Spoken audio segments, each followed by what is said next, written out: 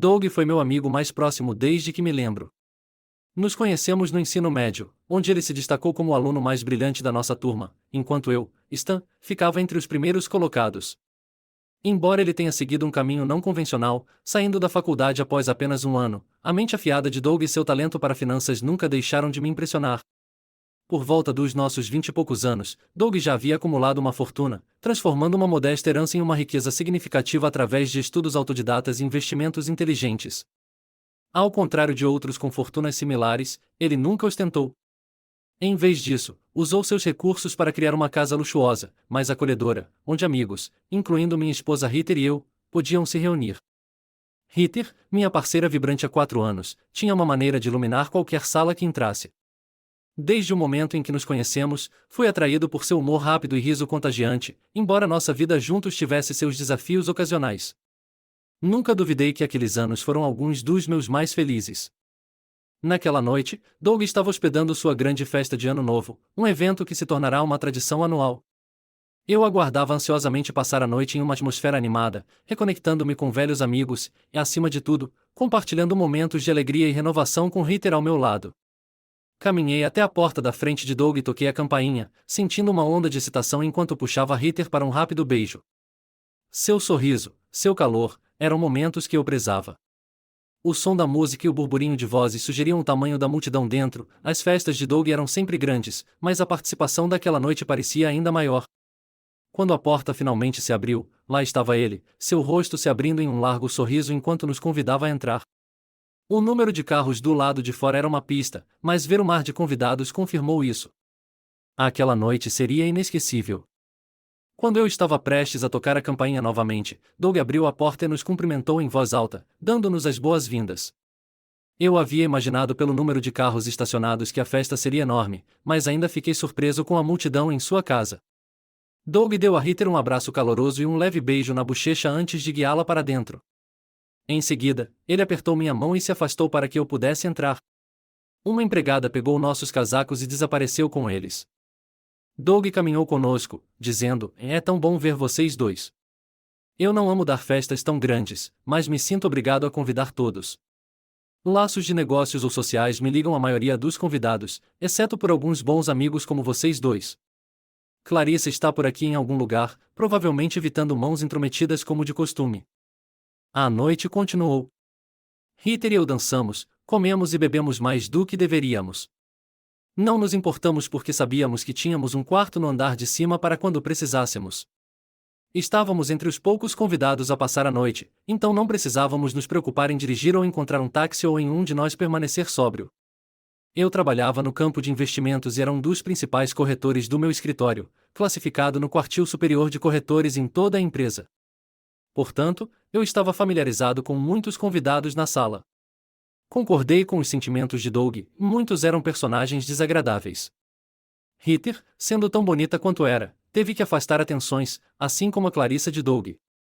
Ao longo da noite, usei o tempo para fazer networking, cumprimentando clientes e alcançando potenciais novos. Fiquei de olho em Heather à medida que a noite avançava. Embora eu confiasse completamente nela, não pude deixar de sentir um pouco de ciúme. Fiz questão de intervir quando via homens tentando encantá-la um pouco demais. Cada vez que o fazia, Heather me recompensava com um sorriso e um beijo suave, sussurrando: "Obrigada" ou "Obrigada por me salvar, querido." Esta noite não foi diferente. Aproximei-me sempre que a via tentando escapar de atenções indesejadas, e ela me agradecia com um sorriso, um abraço ou um beijo na bochecha. Conversávamos um pouco, dançávamos ou bebíamos juntos e depois seguíamos nossos caminhos separados. À medida que a noite avançava e os convidados começavam a ir embora, apenas aqueles que ficariam até a meia-noite permaneciam. Notei um homem em particular que parecia estar seguindo Heather, seus olhos nunca deixando-a. Ele estava fixado, claramente encantado, e aproveitava cada chance para ficar perto. No início, Heather o ignorava ou se afastava. Mas conforme a noite avançava, ela começou a demorar perto dele, até mesmo sorrindo ou rindo de seus comentários. Ocasionalmente, ela tocava levemente seu antebraço. Isso não era típico de Heather. Ela nunca flertava tanto com nenhum homem, especialmente um estranho. Doug me pegou observando-os pouco antes da meia-noite e se aproximou. "Aquele é Jonathan Douglas com a Heather." Ele é um verdadeiro idiota, um mulherengo de primeira. Eu nem o convidei. Uma das mulheres que convidei o trouxe como seu par. Não os vi juntos desde que você e Ritter chegaram. Doug ficou ao meu lado, examinando a sala cuidadosamente. Uma expressão curiosa cruzou seu rosto. Na verdade, parece que o par de Douglas já foi embora esta noite. Ela o viu seguir Ritter por um tempo, então os vi tendo uma conversa bastante acalorada. Não a vi desde então. Ele é problema, Stan, problema com um P maiúsculo. Ele é casado, mas eles praticamente vivem separados. Ele preda mulheres casadas ou qualquer uma que ache que pode aproveitar. E, estranhamente, ele já é rico. Cuidado com ele. Ele poderia encantar uma freira e fazê-la acreditar que foi ideia dela e que está apaixonada por ele. Pela terceira vez naquela noite, caminhei para separar Ritter e Jonathan. Ele me lançou um olhar de desprezo, como antes, quando interrompi. Levei Ritter de lado com um comentário displicente enquanto nos afastávamos. Desta vez, Ritter não me agradeceu. Ela me lançou um olhar frustrado e disse: Stan, o que há de errado com você esta noite? Você poderia ter apenas me avisado. Eu estava gostando de conversar com Jonathan. Por que você sentiu a necessidade de me afastar? Ele não é como os idiotas usuais de quem você me salva. Ele é realmente interessante, com ótimas histórias. Ele está concorrendo a prefeito e estava compartilhando como é lidar com as pessoas durante sua campanha. Quando descobriu que eu trabalhava com informação pública e publicidade, começou a pedir conselhos sobre como alcançar os eleitores. Acho que ele pode até me oferecer um emprego. Querido, eu realmente preciso manter contato com ele. Pense no que poderia significar se eu conseguisse um cargo em sua administração. Eu não me importo, Ritter. Eu não confio nele, e não gosto dele perto de você. Doug diz que ele é problema, e eu também ouvi coisas ruins sobre ele. Quero que você fique segura. Pelo que ouço, o tipo de trabalho que ele está sugerindo vem com condições. Ritter me olhou, a raiva brilhando em seu rosto. Temei ter ido longe demais, mas então ela sorriu. Inclinando-se, ela beijou minha bochecha e disse: que doce. Acho que você está com ciúmes de verdade. Mas não se preocupe, querido, você é todo meu. Mais tarde, enquanto nos misturávamos, percebi que ela disse que eu era todo dela, não que ela era toda minha. Esse pensamento me fez parar, me perguntando se eu havia dito muito ou se ela estava insinuando algo mais profundo. 3 meses depois, aquela noite se repetia vividamente em minha mente. Os 2 meses haviam sido turbulentos em casa. Não muito depois da festa, Ritter começou a chegar tarde em casa de reuniões ou visitas aos pais. Quando eu perguntava, ela ficava defensiva ou com raiva, dizendo que perdeu a noção do tempo ou precisava terminar um projeto. Ela também começou a se voluntariar no Partido Republicano local, o que ocupava mais suas noites. Ritter era conhecida por suas habilidades excepcionais de gestão e rapidamente se tornou a gerente de escritório voluntária na sede da campanha, ajudando com estratégias informativas. Pelo que entendi, ela trouxe ordem e se tornou uma voluntária popular, muito parecido com um marido que não sabe que está sendo enganado. Com suas ausências aumentadas, notei que nossa proximidade sofria. As rejeições se tornaram mais frequentes. Ela sempre tinha razões, estava cansada, era muito tarde ou estávamos com pouco tempo, mas estava claro. Um dia, confiei em Doug sobre minhas lutas no casamento. Ele me olhou preocupado e finalmente disse: Stan, estou preocupado. Posso ser parte do motivo pelo qual seu casamento tem estado tenso recentemente. Ouvi dizer que Jonathan encontrou outra mulher casada.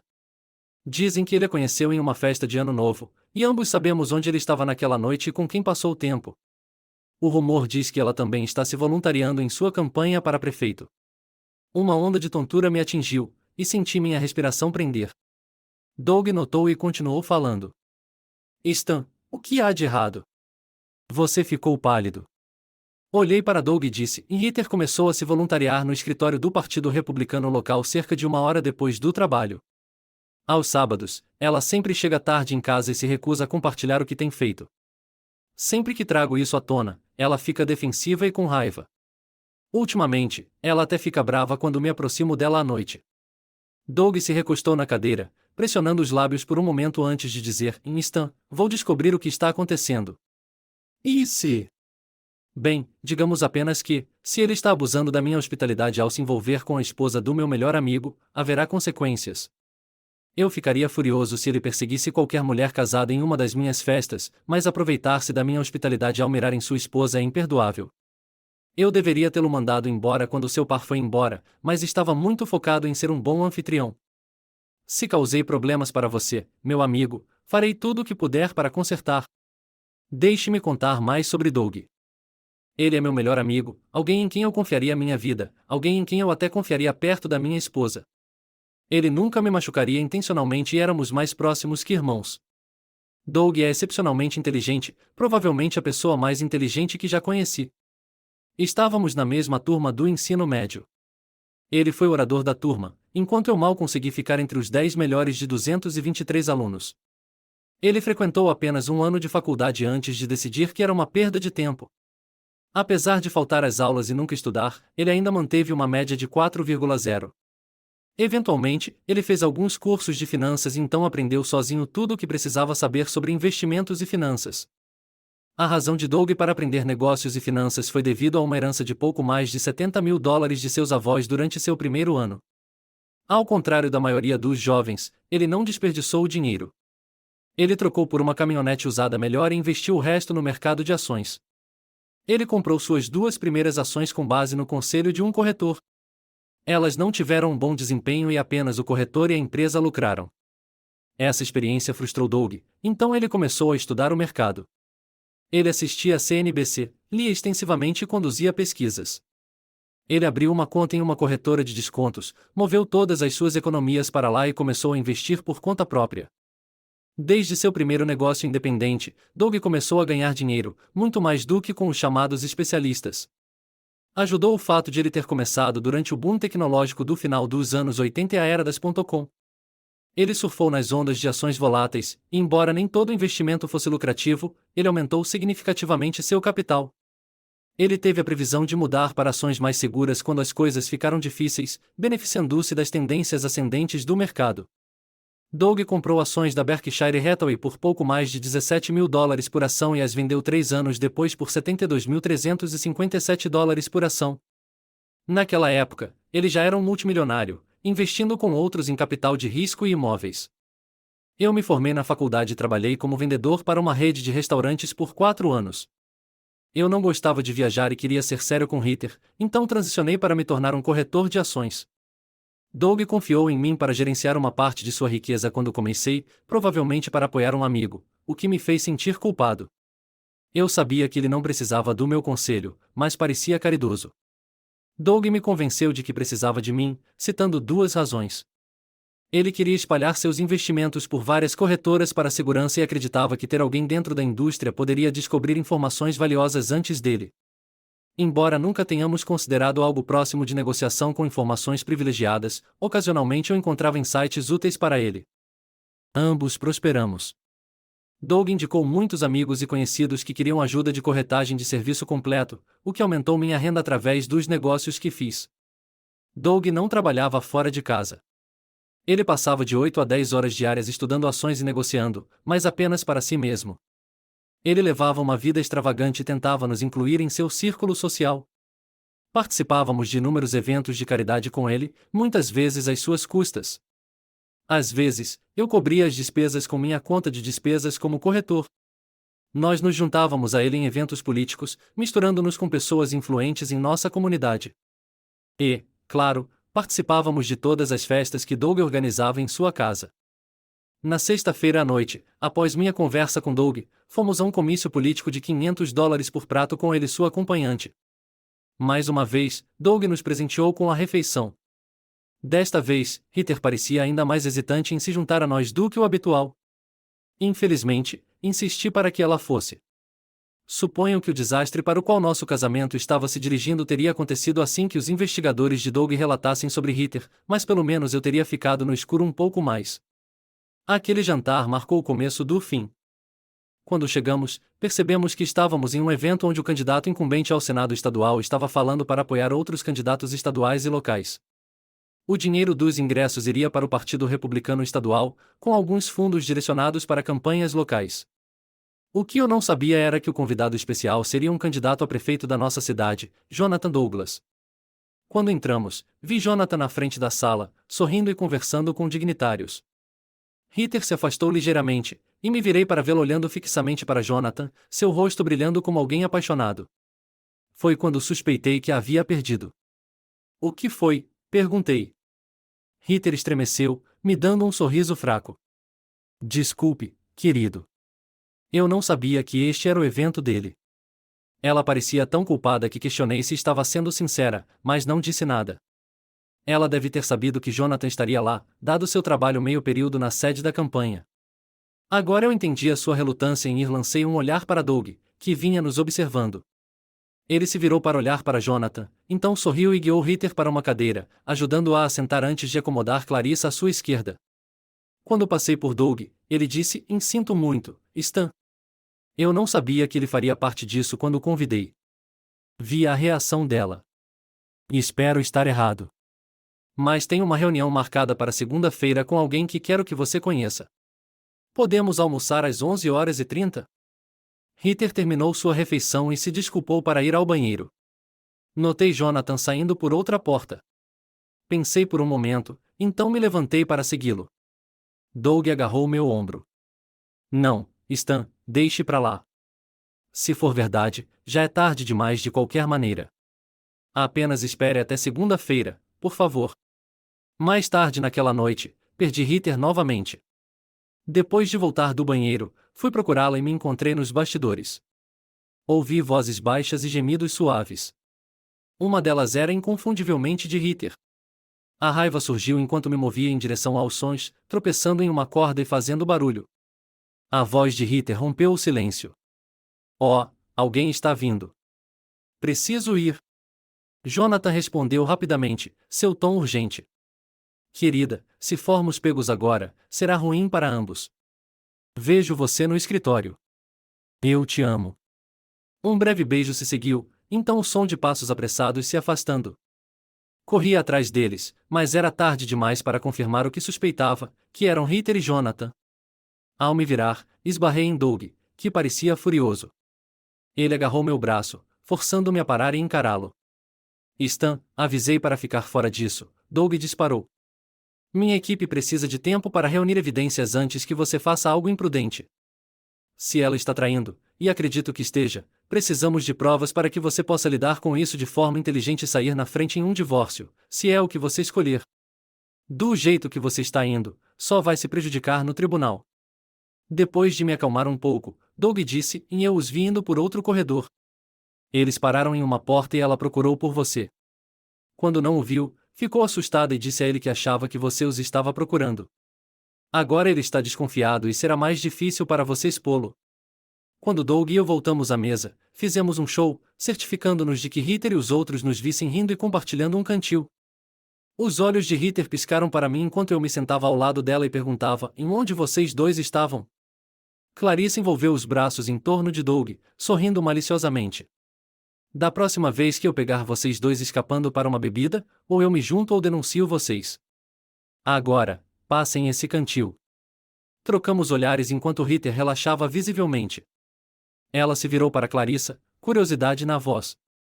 É isso que eles estavam fazendo? Eu estava me perguntando onde eles foram quando não consegui encontrá-los. Clarissa riu, acrescentando: nós sim, tentei pegá-los para reivindicar minha parte antes que voltassem, mas eles foram rápidos demais para mim. Mais tarde, durante a dança, tive minha vez com Clarissa. Ela se inclinou perto, e quando tentei olhar em volta da sala, ela me manteve firme, mantendo minha atenção nela. Ela beijou minha bochecha levemente e sussurrou: e não, Stan, não olhe para lá. Apenas dance comigo e tente aproveitar a noite. Sei o que você está passando, e só vai piorar. Apenas lembre-se, Doug e eu estamos aqui para você, sempre. Relaxe. E um pouco e devolvi seu beijo gentilmente. Obrigado por ajudar a manter as coisas leves. Quase perdi a calma e Doug diz que isso seria um grande erro. Quero rasgar aquele idiota em pedaços tão mal que não aguento. Os dias e o fim de semana foram difíceis. Ciclo entre medo e raiva.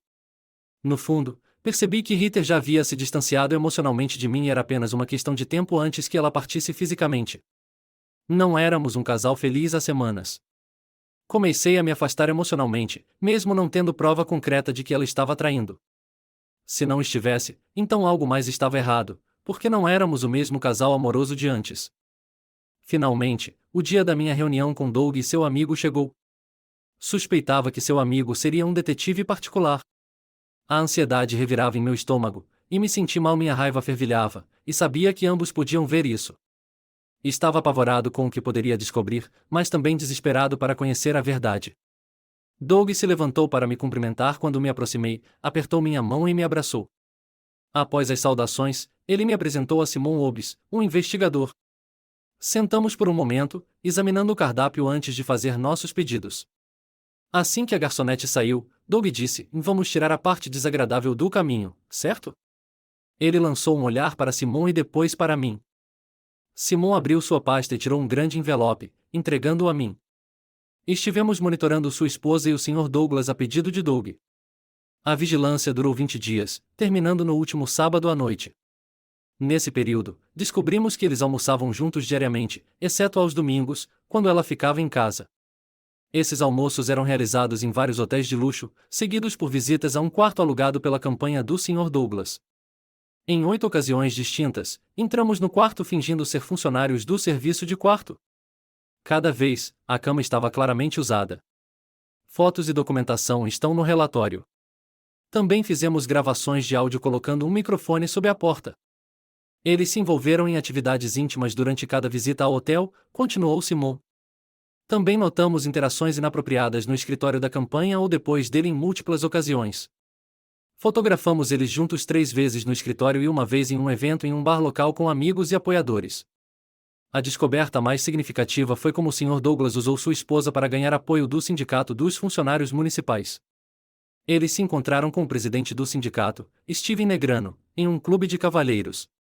Ele parecia muito interessado em sua esposa e capturamos fotos dela sentada no colo dele.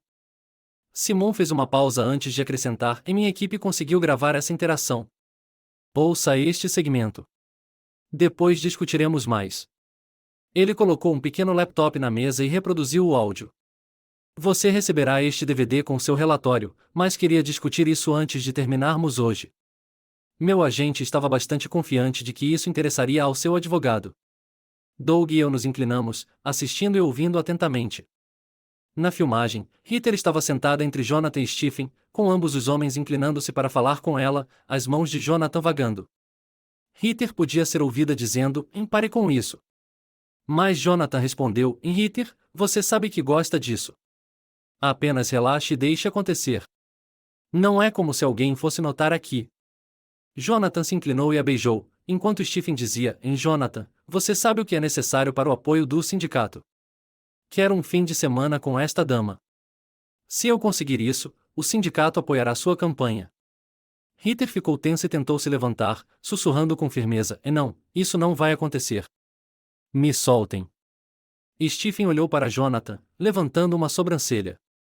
Jonathan engoliu em seco e inclinou-se para Heather, dizendo: Nós realmente precisamos disso, querida. Apenas concorde e nos ajude.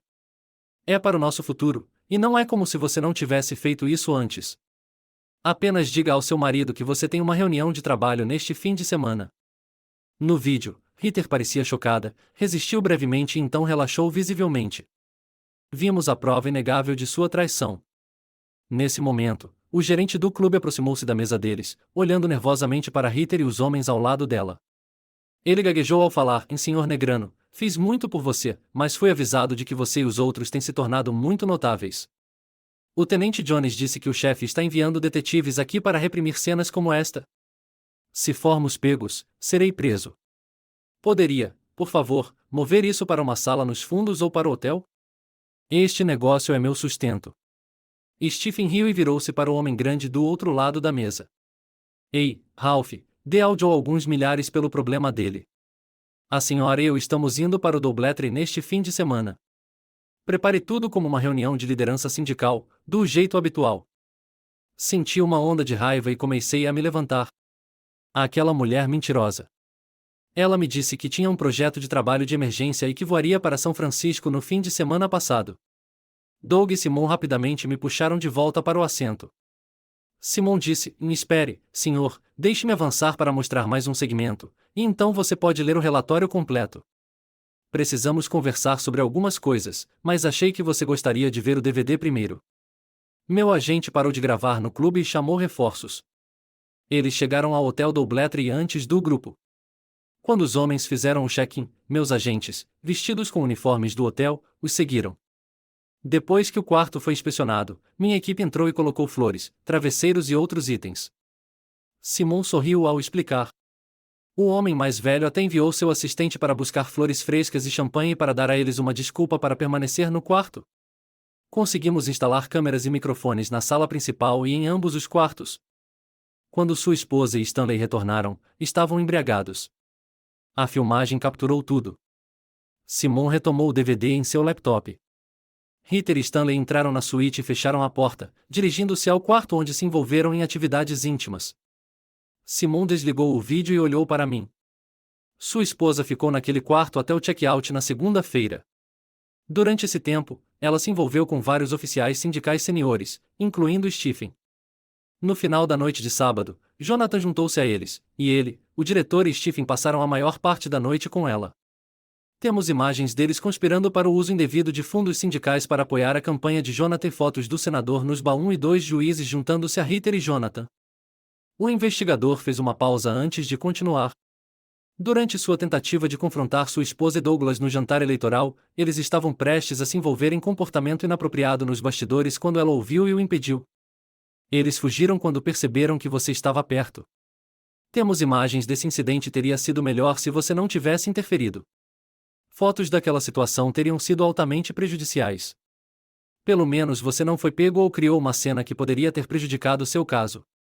Compilamos todo o relatório e podemos compartilhá-lo com seu advogado, se necessário. Nossas taxas de investigação cobrem qualquer testemunho necessário no tribunal. Eu sugeriria vigilância contínua para potenciais acusações criminais. Embora isso seja tipicamente trabalho policial, apresentar documentação de uso indevido de fundos de campanha e conspiração às autoridades e ao FBI fará com que levem isso a sério. Além disso, se você entrar com um pedido de divórcio e sua esposa acabar sendo processada, você estará em uma posição melhor para um acordo favorável. Apesar de esperar por isso, fiquei atordoado e angustiado. O nível de traição que Ritter demonstrou durante a vigilância era estarrecedor. Os documentos revelaram que ela acreditava estar apaixonada por Jonathan e estava planejando sua partida de mim. Ela falava com entusiasmo sobre o cargo que lhe foi prometido em sua administração, se ele ganhasse a corrida para prefeito. O que mais me chocou foi sua disposição de passar o fim de semana no Doubletree e a extensão do que fez por Jonathan e seus associados. Sempre soube que Ritter era ambiciosa e admirada por pessoas influentes, mas não podia acreditar que ela iria tão longe para conseguir o que queria. Senti-me quase fisicamente doente. Não tinha comido muito e notei que Doug também não. Depois que o investigador saiu, cada um de nós tomou algumas bebidas. Sentamos em silêncio por um tempo, imersos em pensamentos, até que Doug falou. Stan, sinto muito por arruinar seu casamento.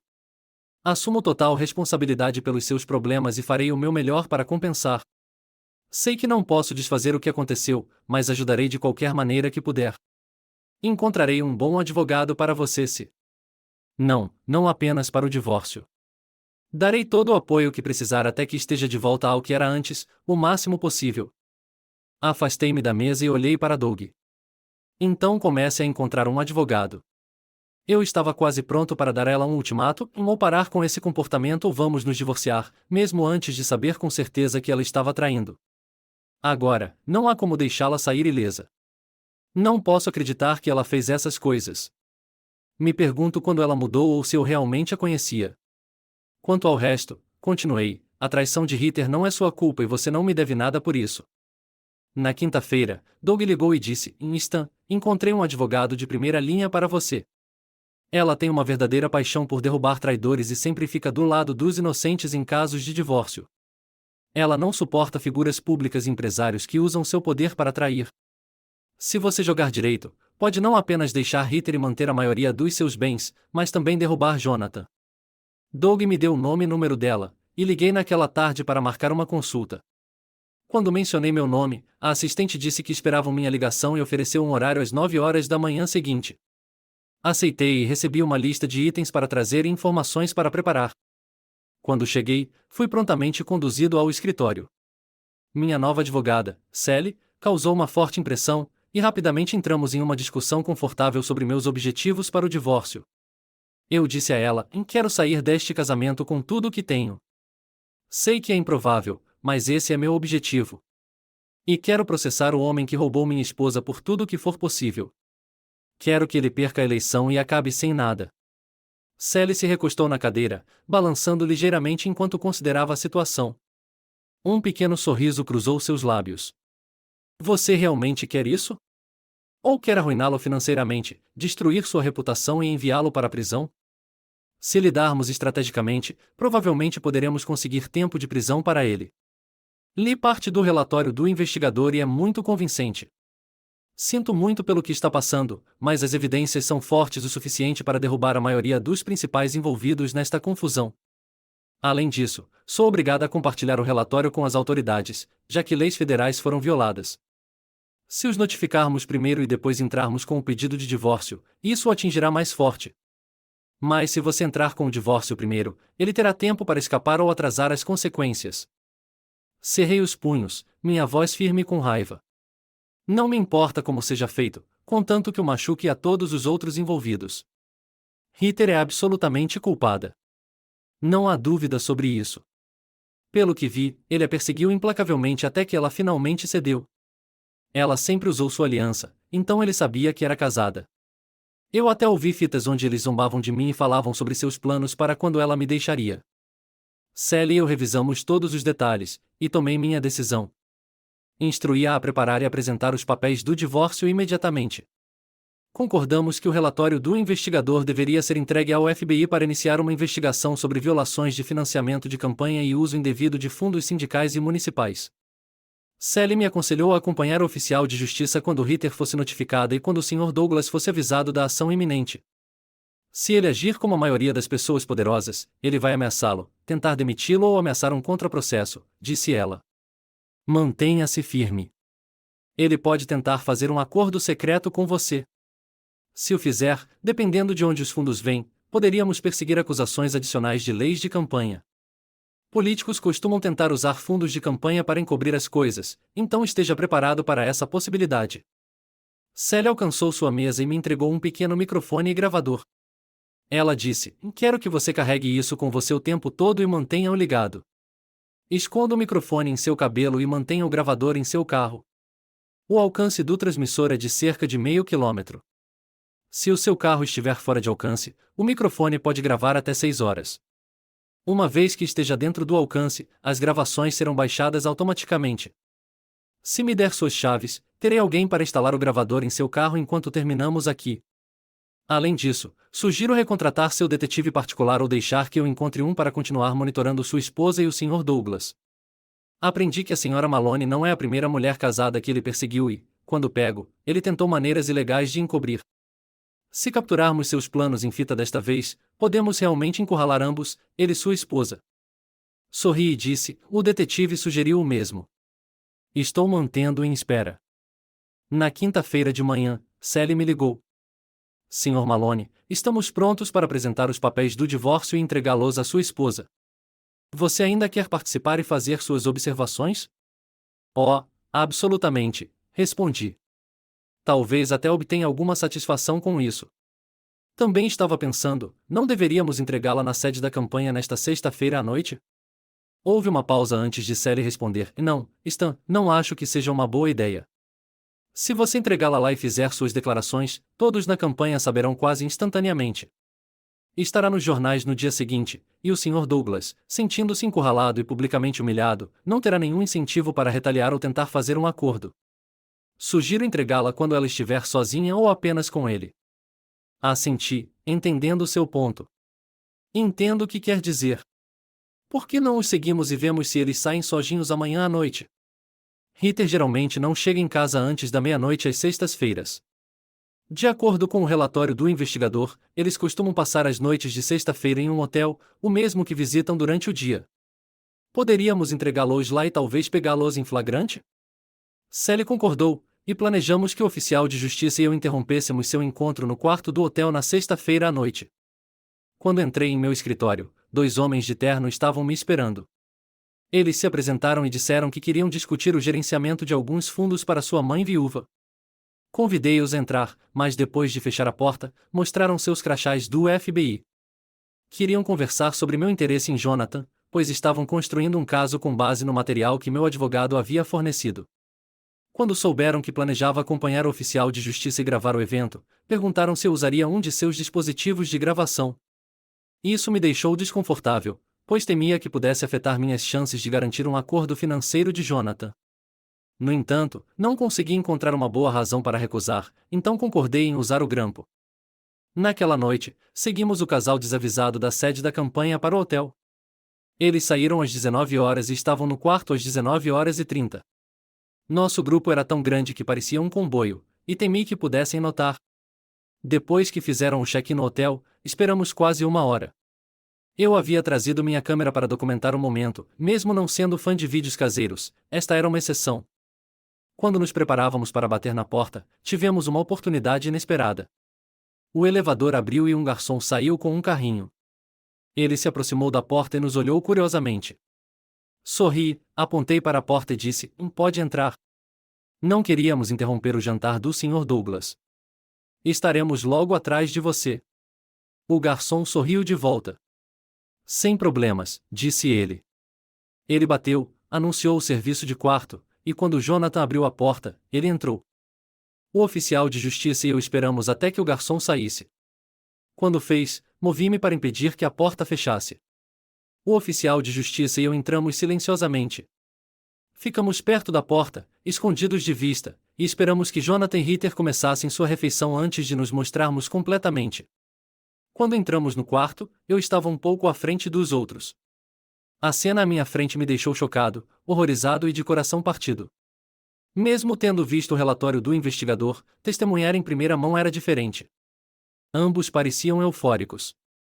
Finalmente, fiz um sinal para o oficial de justiça, que avançou para o quarto.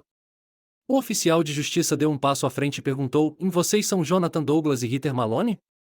Ritter engasgou, e o rosto de Jonathan se contorceu de raiva enquanto se levantava abruptamente. Sim, seu idiota, sou eu. Agora saia do meu quarto de hotel. Como você entrou aqui? Senhor, o garçom do serviço de quarto nos deixou entrar quando saiu. Você não nos ouviu perguntar se poderíamos entrar? Achei que tivesse nos convidado. O oficial de justiça se aproximou e entregou a Ritter os papéis do divórcio. Você foi notificada, disse firmemente. Dei mais alguns passos para dentro do quarto, e os olhos de Ritter se arregalaram ao me notar pela primeira vez. Stan, maldição, o que está fazendo aqui? E o que é este divórcio? Se não parar com essa loucura, acabará sem nada. Vou ficar com tudo. Não, Ritter, você não vai, disse friamente. Se sabe o que é bom para você, vai assinar os papéis e aceitar o acordo que ofereci. Quando terminar com você, vou atrás dele. Vou processar Jonathan e sua campanha por angústia mental e alienação de afeto. Por sorte para mim, vivemos em um estado que ainda permite esse tipo de processo. E como bônus, isso vai prejudicar a campanha dele. Você está prestes a perder tudo. Ritter não voltou para casa naquela noite e não ouvi nada dela até a quarta-feira seguinte. Naquela manhã, meu telefone do escritório tocou, e sua voz surgiu fria e direta. Jonathan e eu queremos nos encontrar para discutir esta situação. Reservamos uma sala de reuniões no Hotel Doubletree para esta noite. Queremos resolver isso e seguir em frente. E esteja lá às 19 horas. Não houve convite, apenas uma expectativa. Liguei para Sally para informá-la da ligação e, em seguida, entrei em contato com meu contato do FBI. Tanto Sally quanto o FBI me aconselharam a comparecer. Sally assegurou que viria junto, e o FBI disse que teria apoio nas proximidades, se necessário. Quando cheguei ao hotel, a recepcionista me direcionou para uma pequena sala de reuniões no corredor. Um homem grande guardava a entrada, bloqueando minha passagem enquanto me aproximava. Há uma reunião privada em andamento, senhor, disse firmemente. Sou Stan Maloney e estou esperado, respondi. Ele examinou minha identidade antes de dar um aceno. Virando-se para a porta, bateu 2 vezes. A porta se entreabriu apenas o suficiente para ele falar através da abertura. O Sr. Maloney está aqui, senhor, anunciou. Não pude ouvir a resposta, mas a porta fechou. O segurança então disse: preciso revistá-lo. Por favor, esvazie seus bolsos na bandeja. Depois de obedecer, fiquei irritado e exigi uma explicação para a revista. O segurança sorriu e disse: Figuras políticas têm inimigos, senhor, e o senhor Douglas não quer correr riscos. Suspeitei que estivessem procurando dispositivos de gravação, mas não comentei. Meu cabelo era longo o suficiente para esconder os pequenos transmissores colados no meu couro cabeludo. Após a revista, levou cerca de 5 minutos antes que a porta se abrisse, permitindo-me entrar. Hitler estava sentada à mesa, olhando para mim com culpa estampada em seu rosto ruborizado. A raiva borbulhou em mim enquanto processava o que ela provavelmente havia feito. Jonathan estava sentado lá, sorrindo, seus olhos brilhando, claramente apreciando o fato de que acabará de estar com minha esposa. A reunião se desenrolou exatamente como Sally e eu esperávamos. Jonathan me ameaçou, primeiro com a perda do meu emprego e depois com danos físicos se eu não oferecesse a Hitler um acordo melhor e abandonasse meus planos de processos contra ele e sua campanha. Recostei-me na cadeira e disse: Ouça, senhor, sei que você e seus amigos podem conseguir me machucar ou até me eliminar, mas isso não vai salvá-lo. Tomei todas as precauções e preparei múltiplos pacotes para serem enviados. Se algo acontecer comigo ou com minha família, mesmo que seja um acidente, esses pacotes serão enviados. Você e eu sabemos que nem toda a mídia pode ser controlada. Algumas coisas serão publicadas, especialmente se eu for seriamente ferido ou eliminado. Você vai cair. Vi a raiva cruzar o rosto de Jonathan e notei-o tenso. Algo que aprendi ao longo dos anos significava que Hitler estava furiosa. Sorri e continuei falando. Sei o que você acabou de fazer antes de eu chegar, e tenho fotos de você fazendo isso várias vezes. Tenho até evidências de sua reunião na semana passada no Doubletree com líderes sindicais e altos funcionários da cidade. Você realmente acha que eles vão agradecê-lo por arrastá-los para isso? Se algo acontecer comigo, esses documentos os exporão, minha esposa e você. Ambos sabemos que muitos deles têm conexões perigosas. Hitler me lançou um olhar de ódio enquanto Jonathan parecia um pouco perturbado. Ele tentou manter a compostura e disse: Você me ouviu. Abandone suas ameaças e resolva isso discretamente ou então. Agora saia. Terminei de falar. Levantei-me, mantendo os olhos fixos em Jonathan até que ele começou a parecer desconfortável. Percebi que ele se sentia encurralado. Ri e me virei para sair, parando na porta. Sabe, Jonathan, posso reconsiderar se receber uma compensação justa no divórcio. E se as pessoas desta cidade o elegerem, merecem o que terão. Fui direto para casa e encontrei meu detetive particular já lá com um agente do FBI. Eles haviam removido os dispositivos de gravação e os guardado em segurança. O investigador disse: Capturamos tudo, incluindo a conversa de Jonathan com sua esposa e seus associados depois que você saiu. Ele tem alguém seguindo você agora, encarregado de observar e relatar qualquer coisa suspeita. Você o está deixando nervoso. 3 dias depois, certifiquei-me de que o capanga de Jonathan estivesse por perto quando liguei para minha advogada. Discutimos o divórcio e, ao encerrarmos, disse: Sally, cansei de esperar. Disse a Hitler e a Jonathan que preciso para seguir em frente, e eles estão enrolando. Prepare os documentos e entre com um processo contra Jonathan. Vamos pedir 10 milhões de dólares. Isso deve chamar a atenção dele e gerar manchetes. Sorri enquanto observava o capanga de Jonathan recuar e fazer uma ligação frenética, gesticulando muito. Sem esperar pelo resultado, entrei no meu carro e dirigi para casa. Naquela noite, enquanto me acomodava, com a fome me incomodando, já que não havia jantado, meu telefone tocou. A voz de Jonathan surgiu na linha, cuidadosa para não mencionar que seu homem havia ouvido minha conversa com Sally. Ouça, Malone, começou Jonathan. Hitler e eu conversamos e decidimos atender a algumas de suas exigências. Ela assinará os papéis do divórcio como estão, levando apenas seus pertences pessoais e sua pensão. Estou preparado para oferecer um acordo extrajudicial se você garantir que isso permaneça em sigilo. Jonathan, tudo o que posso prometer é que não serei eu a vazar nada, respondi. Mas não posso garantir que outra pessoa não o fará. Provavelmente há centenas de pessoas que já sabem sobre seu envolvimento com minha esposa. A voz de Jonathan se apertou. Tudo bem. Aqui está o acordo. Você assina um acordo de confidencialidade e eu transfiro $1 milhão para sua conta. Sem perguntas. Hitler entrará com os papéis do divórcio e concordará com seus termos. Ri. Essa é uma oferta pequena, Jonathan. Minha advogada acabou de entrar com um processo por danos pessoais de $10 milhões. Talvez eu não consiga o valor total, mas você precisará oferecer mais de US$ 1 milhão para eu considerar desistir. Além disso, eu poderia ganhar ainda mais com acordos de livros e filmes. Houve uma pausa antes de Jonathan responder, a frustração transparecendo. Certo, certo. Talvez eu consiga oferecer mais, mas não muito. Que tal US$ 1,7 milhão? É o máximo que posso transferir sem chamar atenção. Encontrarei uma maneira de mascarar como despesas de campanha, mas essa é minha melhor oferta. Feito, disse. Mas não direi à minha advogada para pausar quaisquer ações até que o dinheiro esteja na minha conta. Aqui está o número da minha conta offshore nas Ilhas Cayman. O que Jonathan não sabia era que eu havia configurado a conta em nome dele com seu endereço de correspondência. Esperava que os investigadores federais rastreassem o dinheiro de sua campanha até a conta. Planejava transferir o dinheiro assim que chegasse, para que não pudesse ser recuperado. Mais tarde naquela noite, minha campainha tocou. O mesmo homem que guardava a porta na minha reunião com Jonathan Ritter estava lá, segurando uma prancheta com um documento legal de uma página. O Sr. Douglas pediu para trazer isso para você assinar, disse ele. Li o documento, então olhei para ele.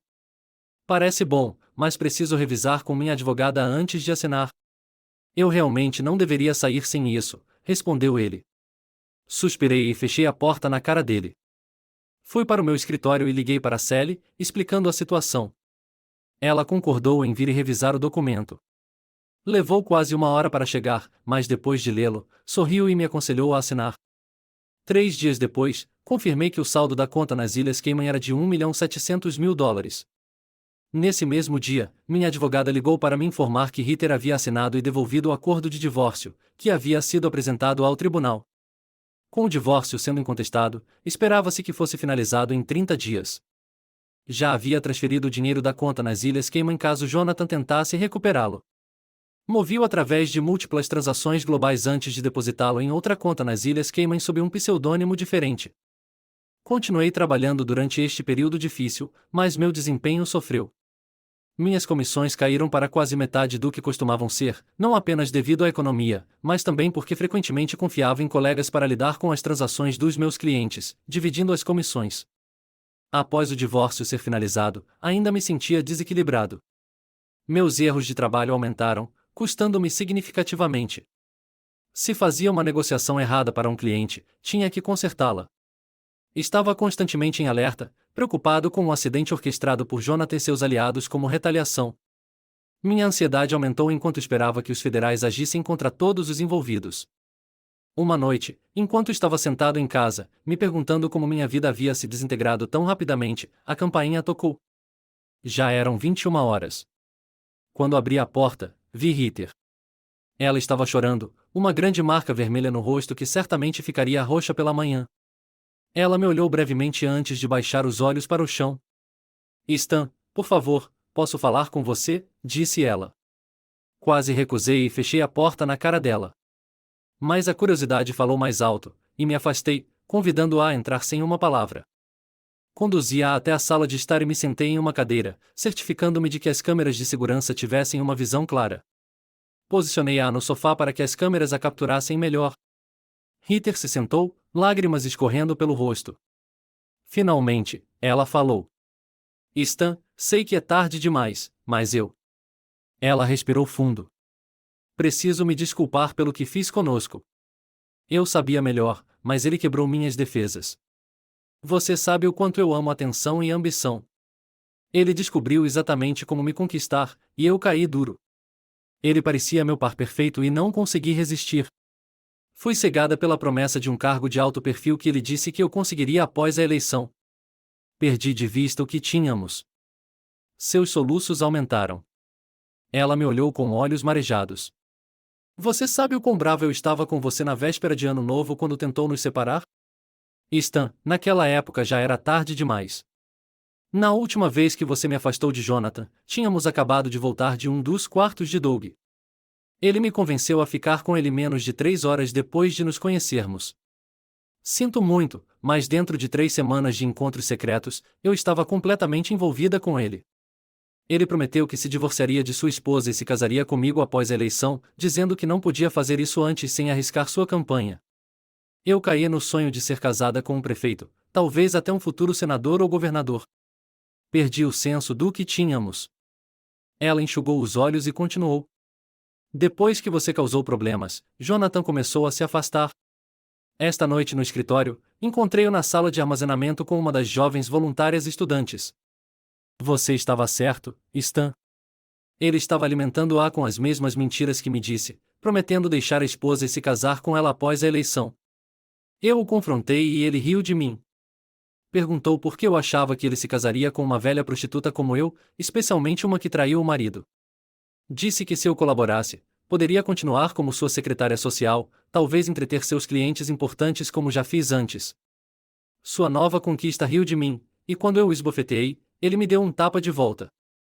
Stan, sei que é tarde demais para nós, mas quero que saiba que finalmente entendo. Sinto muito pelo que fiz conosco, com você. Se houver alguma maneira de me perdoar, adoraria tentar novamente. Sempre soube que tinha um bom homem. Mas havia algo sobre Jonathan que não consegui resistir. A ideia de viver uma vida de alto perfil com ele nublou meu julgamento. Ritter me olhou por mais um momento, lágrimas silenciosas escorrendo por suas bochechas. Então, com um sorriso hesitante, ela se levantou, caminhou até minha cadeira e me beijou gentilmente na bochecha antes de correr para fora da sala e da casa. Fiquei ali, atordoado, antes de me levantar e vê-la dirigir-se embora. Suspirei, desejando que ela tivesse percebido tudo isso antes de se envolver com Jonathan e seus aliados sindicais e governamentais. Virei-me e voltei para o escritório. Depois de alguns dias, não suportava mais as lembranças e a dor. Decidi vender a casa e contratei um corretor de imóveis para me ajudar a encontrar um novo lar sem as memórias. Chamei uma equipe para empacotar meus pertences e enviá-los para um depósito, outra equipe para limpar a casa e mais uma para manter o jardim. Mantive contato com Doug e Sally ocasionalmente. Eles me disseram que os federais estavam mantendo a investigação em sigilo, preocupados com a potencial corrupção dentro da polícia. Concordamos que meu nome ficaria fora disso, e as informações que fornecia a Sally só seriam usadas se necessário. Sally me informou mais tarde que os federais encontraram evidências suficientes de corrupção e estavam orando esse acordo. Quase 6 semanas depois de decidir vender minha casa, acordei com um boletim especial de notícias em todos os principais canais. Os federais haviam prendido todos os envolvidos no uso indevido de Ritter por Jonathan, acusando-os de uma série de delitos, incluindo o uso indevido de fundos, corrupção, má conduta, violações de campanha e extorsão. Jonathan foi preso por uso indevido de fundos de campanha, aceitação de doações ilegais e venda de direitos a cargos nomeados em sua administração antecipada. Ritter, infelizmente, ou talvez felizmente, também foi presa por seu envolvimento. Liguei para Sally assim que seu escritório abriu para saber mais.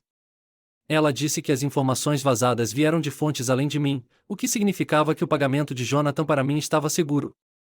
Ele não poderia recuperar o dinheiro, e se tentasse me processar por violação do acordo de confidencialidade, eu provavelmente venceria, já que as notícias atribuíram a dica a 2 funcionários da campanha. Esperava não ser suspeito de expor os oficiais sindicais, pois não queria problemas com personagens duvidosos aparecendo na minha porta. Sorri, relembrando como havia discretamente inserido notas e documentos incriminadores nos papéis que alguns funcionários manuseavam quando supostamente estava no escritório procurando por Ritter. Depois de encerrar minha ligação com Sally, recostei-me na cadeira, satisfeito. Tinha obtido minha vingança contra Jonathan e me livrado de Ritter ao custo apenas de honorários advocatícios. Além disso, o acordo de Jonathan me deixou 1,7 milhão de dólares mais rico. Agora, poderia olhar adiante para encontrar uma mulher decente para me casar e começar um novo capítulo em minha vida. Após aqueles eventos tumultuosos, a vida se estabeleceu em uma nova normalidade, mais tranquila. Mudei-me para um apartamento menor e moderno que não continha memórias do meu passado com Ritter. A dor aguda da traição diminuiu com o tempo, deixando para trás um profundo senso de resiliência. Os ciclos de notícias continuaram a divulgar atualizações sobre a queda de Jonathan, as investigações e os julgamentos de seus associados. O envolvimento de Ritter foi menor em comparação com os pesos pesados políticos, mas ver seu nome associado ao escândalo ainda provocava um tique em mim. Doug e eu continuamos nossa amizade, mais forte agora do que nunca. Ele me ajudou a reconectar com um senso de estabilidade, organizando jantares e noites casuais que me lembravam de tempos mais simples, antes que a ambição e a decepção complicassem tudo. Sua lealdade e apoio foram inabaláveis, uma âncora constante. Numa noite fresca de outono, estava na varanda do meu novo lugar, observando o horizonte da cidade desaparecer no crepúsculo. O ar parecia diferente, mais leve. Pela primeira vez em muito tempo, respirei sem o peso da incerteza pressionando o meu peito. Aprendi que a confiança é frágil, a ambição pode consumir e a lealdade é a mais rara das virtudes. Um mês depois, enquanto me voluntariava em um evento de caridade local que Doug me encorajou a participar, conheci alguém novo. Helena, uma artista de fala mansa com olhos gentis e um riso contagiante. Ao contrário do turbilhão que foi Ritter, ela exalava uma energia calmante que fazia a cada conversa parecer uma fuga tranquila. Não me apressei em nada. Aprendi o valor da paciência. Mas, à medida que os dias se transformaram em semanas e as semanas em meses, me vi abrindo, deixando os cautelosos tentáculos da esperança criarem raízes mais uma vez. A vida havia mudado, irrevogavelmente e dolorosamente, mas emergi mais forte, mais sábio e inesperadamente pronto para um novo começo.